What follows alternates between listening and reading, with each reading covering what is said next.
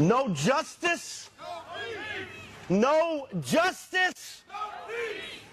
Mr. Blake, thank you for having me, sir. It's an honor. Growing up in the mountains of North Carolina, I was taught racism. From as young as I can remember, I was told black people are violent. Black people are lazy. Black people are not as smart as white people.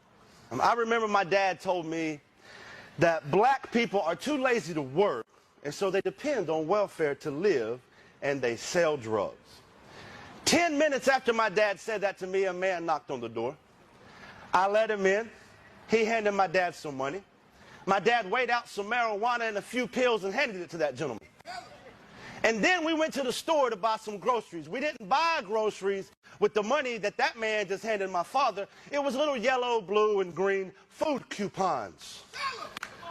So my dad is trying to teach me that black people are drug dealers on welfare while my dad was selling drugs out the living room, living on welfare. You see, he would tell me, son, I work very hard. I don't make enough money to provide for you kids, so that's why I sell these drugs. I just love you so much. And these food stamps, well, I pay my taxes, so I earn them. You see, the indoctrination begins at a very young age. We are taught without even knowing it, there are two Americas. Despite marijuana use with the black community and the white community at the same rate, the black community is arrested and convicted at a rate 3 times higher than white America. There are black Americans in prison right now serving 30 and 40-year sentences for marijuana, while corporations are becoming multi-billion-dollar businesses selling marijuana. There are two Americas. Tell them, Charlie. Tell them. If a man broke in my house right now, and I shot that man in the back, albeit in my own house, I could not claim self-defense because I shot him in the back. But a police officer can shoot Jacob Blake in the back 7 times and still be at work. If that's okay with you, we are on different moral platforms. We are on different ethical existences if that's okay with you. There's two Americas. The America I grew up in says if you comply, everything will be okay. Well, for white America, that's true. But black America faces a very different reality. The use of force and the threat of the use of force is actually 4 times higher for police-initiated interactions. The America I grew up in will say, if you stop talking about racism, it'll go away. Well, for white America, that's true. Because as a white American, I don't have to think about my race. I'm not judged by my skin color as soon as a potential employer meets me. As soon as a loan officer meets me. As someone that's coming to appraise my home for sale, don't judge me by my skin color.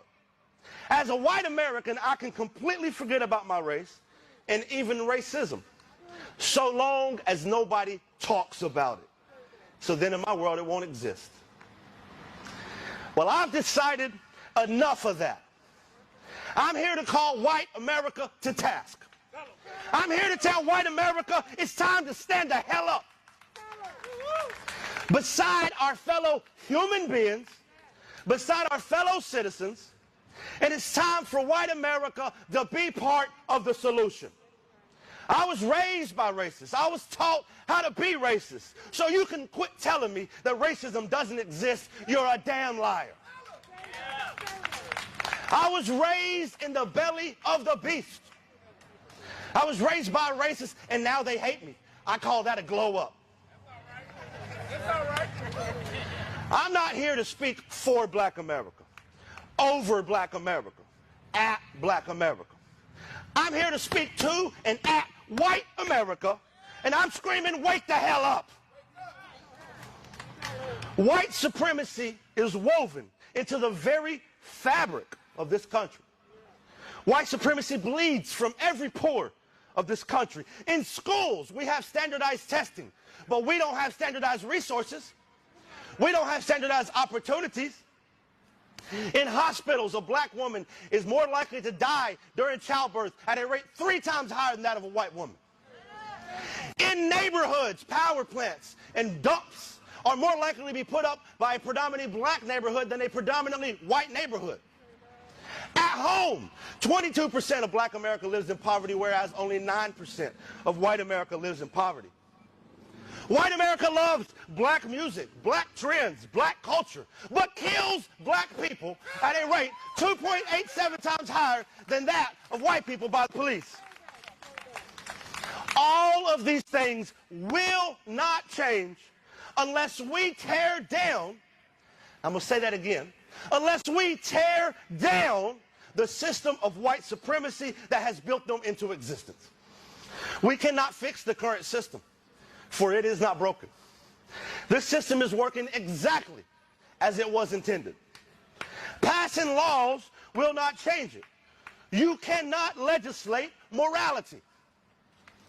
Black America has screamed tirelessly for decades about these injustices, while white America has turned a blind eye and a deaf ear. Well, I'm here to say no more. Change is coming. Revolution is coming.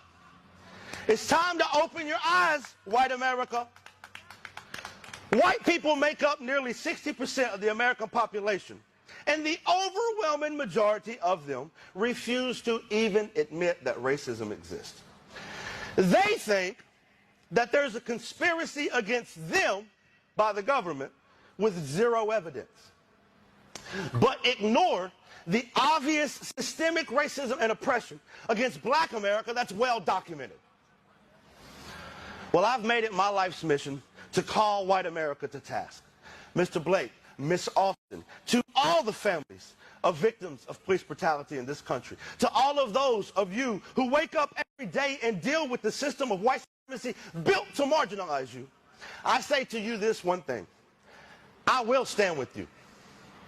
I will march with you. I will protest with you. I will fight with you. I will use my privilege and my platform to demand that white America stop ignoring this humanitarian crisis happening right here in America. So, white America, this is your choice.